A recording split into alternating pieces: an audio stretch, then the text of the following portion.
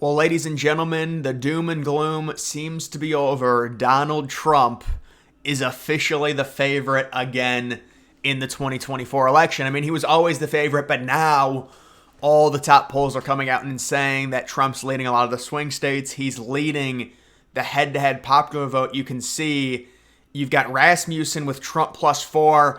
And you look at this data when it comes to Rasmussen, Trump leading both males and females in this recent poll, 50% to 44 with men, and then 49 to 47 with women.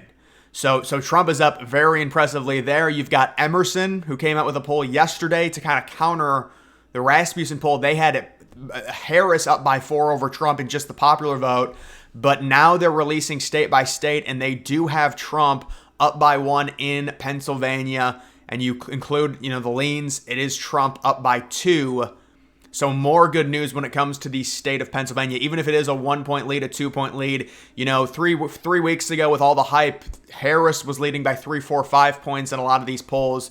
It's already come back down. National poll, Trump at 46, Harris 45. When we push for leaners, Trump has a 2-point edge, 49 to 47. A week ago, the candidates were tied at 49 among likely voters. 2 weeks ago, Harris led by 5 among registered voters.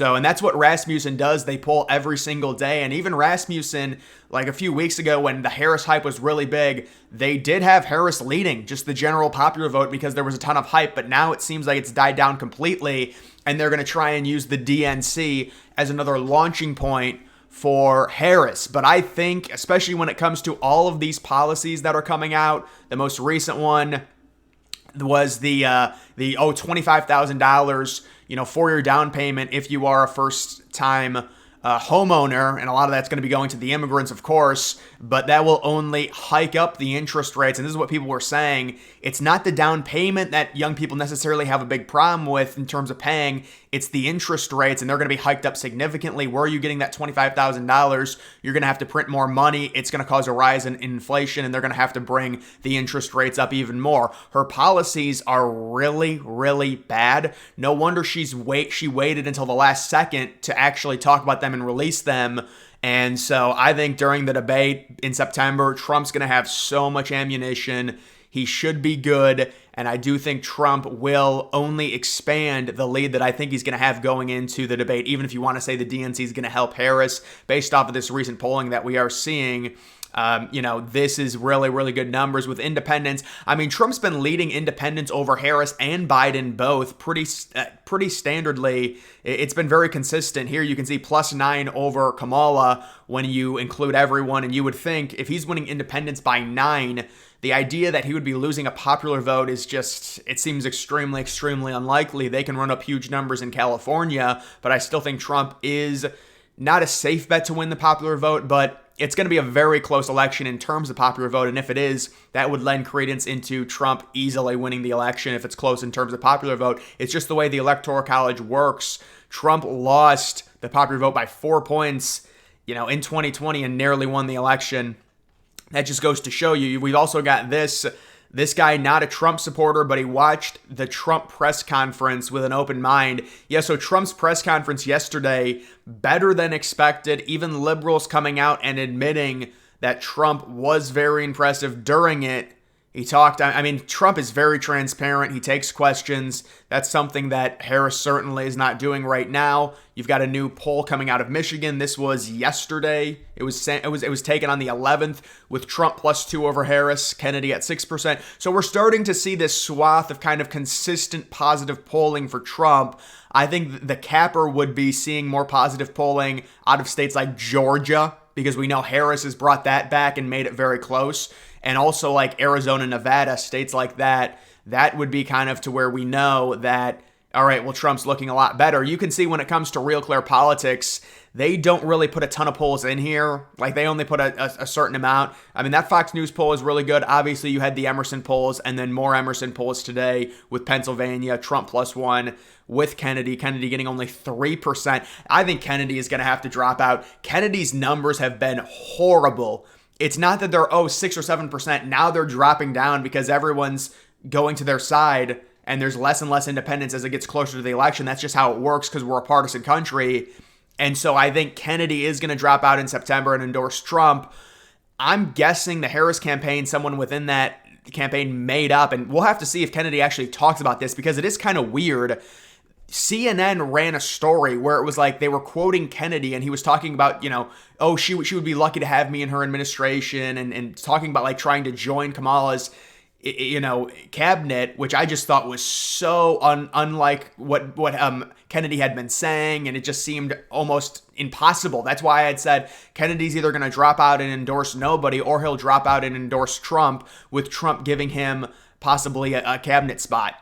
And so I think he will drop out and endorse Trump. He's not going to drop out and endorse Kamala, and it probably will help Trump by a very, very, very small amount. Somebody told me yesterday that Rasmussen estimated that it was going to help Trump by like 0.2% in terms of, I just think the aggregate popular vote, or like 0.5 at the most. It's not going to be like, oh, those 3% are going to go to Trump and he's going to be leading Pennsylvania by 3. That's not how it works, but it will slightly help Trump. I do think people might overrate Kennedy dropping out and endorsing Trump, but it still will give Trump more momentum if that happens, because Kennedy is the third biggest player in this race, but his numbers recently have just been very, very bad.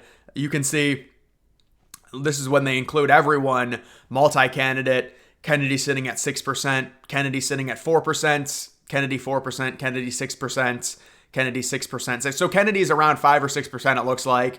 And I think a few months ago he was at 9 or 10%. But again, it's getting closer to the election, so it is understandable when it comes to that. We also, this was the thing I was talking about. This is really, really sad what they're doing to Tim Walz. And he even tweets it out. This is exactly it. Embarrassing himself. He tweets something out, or his campaign, whatever they're doing. Listen, I'm just not much of a spice guy.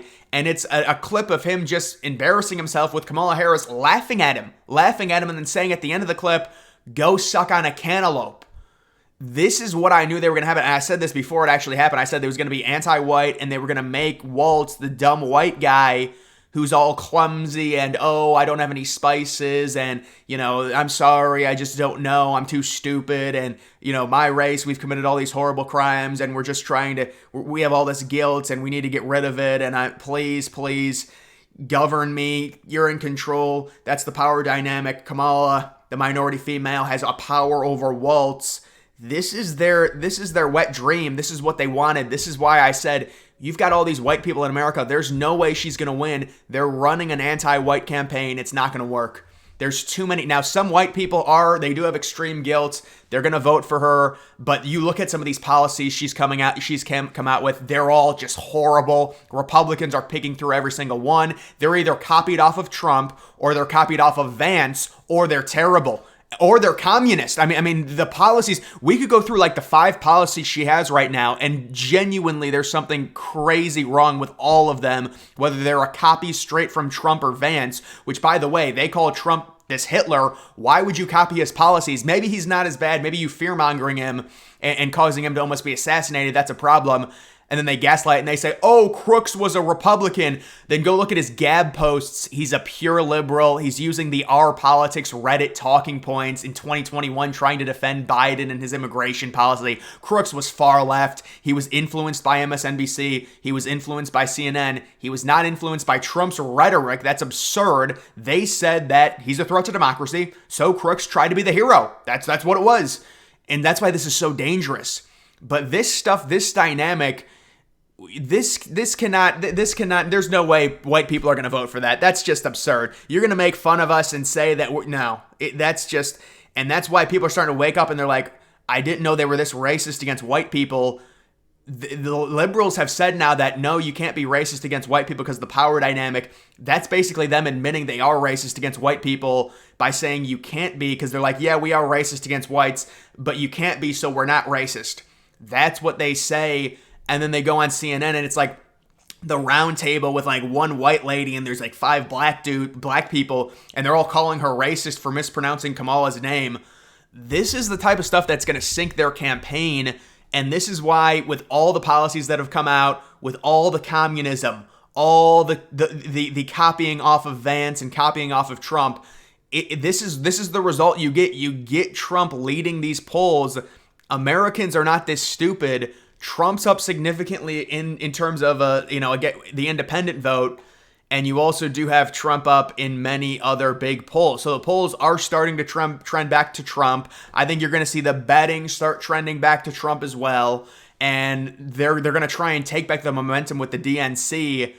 I think that Trump interview with Elon Musk, and Elon Musk is really onto something.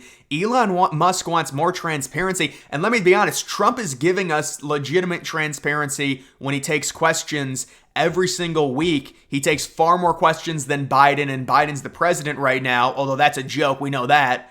But he takes more questions than Biden. He certainly takes more questions than Kamala. That's not even a question. So Elon Musk wants transparency within the government, and he's saying, he's smart. He knows the inflation problem. It's because, obviously, they're spending too much money. They have to print more, and there needs to be transparency in terms of where that money is going. That's why they're trying to set up a committee. So Republicans, they have the foresight to see the issue. They're trying to address it for the American voters, and meanwhile, you've got the Democrats basically making fun of white people, saying, oh, the dumb white guy, haha, it's hilarious. And then they say, oh, we're going to give $25,000 on a down payment for first-time home buyers. Well, where's that money coming from? Oh, it's being printed. It's just going to jack up the interest rates for your future payments on your house. So this is the problem. They've got no foresight, no look ahead. We're going to keep all the food prices down. And Democrats, by the way, have said that policy, that communist policy, is a horrible look. The Washington Post came out with a story saying that Trump's already calling you a communist. Don't put in communist policies, if you're going to do that. If Trump's going to call you that, it's just going to lend more credence to the idea that it is more of a socialist, communist type party. And we see when it comes to, oh yeah, we're going to keep the government is going to force all of the companies, the major companies that are the big bad evil companies, to stop price gouging and keep the prices down. And then if it's not profitable for them, because this is what capitalism is, they're going to stop selling it. And then the government takes over all the production on the food. And that's how you get major problems in terms of food shortages. And also you get the horrible, horrible inflation, which is what happened to Venezuela. Again, this is something that I read a year ago, and then I saw her with this policy, and I was like, this is like deja vu. This is ridiculous. You're kidding me. This is just what happened to Venezuela. Now, obviously, there were a lot of other things that destroyed Venezuela, like social programs and corruption within the government, where they just, social programs, they have to pay for it. They just print more money. But like, this is a big issue. So guys, right now, it looks like it's trending good for Trump. The more Kamala starts talking with the policies, you're seeing Trump take the lead back. And if we had these numbers in 2020 against Biden, everyone would be saying that Trump was going to win guaranteed. It's just the perspective, because Trump was beating Biden. Now he's kind of Harris has come back, and people are angry. They're pissed off. I agree. I think Trump needs to do more rallies and everything like that. Even with the DNC upcoming, that strategy of basically doing nothing for 2 weeks, even though he did do 2 press conferences, he's doing a few rallies. I agree, he should have done more.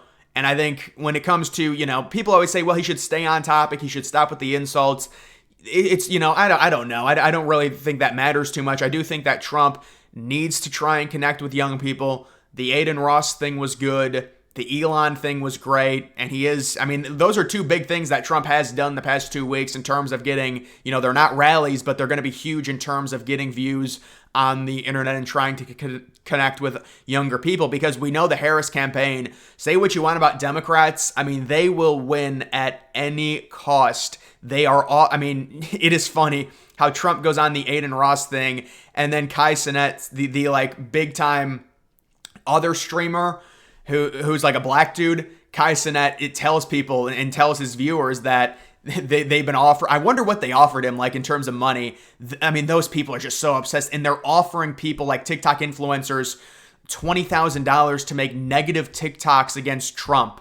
It's all come out there, and they're editing Google headlines to make it seem good for Harris. They pay for an advertisement, and then they change the headline and the description on a CNN article. This is what they do to try and win. They're so obsessed with it. You do have to respect it, honestly. But this is why Trump needs to keep it going and really You can't take them lightly, of course, but right now I just can't see the people voting for Harris, independent people. There's just too many independent people in this country. I mean, sure, if we were 75%, 65% liberal, she'd probably win. We're not like that. There's too many independent people. They're not going to vote for this far left ticket. It's just not going to happen. But either way, guys, that's going to do it for this video. Make sure you follow me on X. Link to that's always in the description.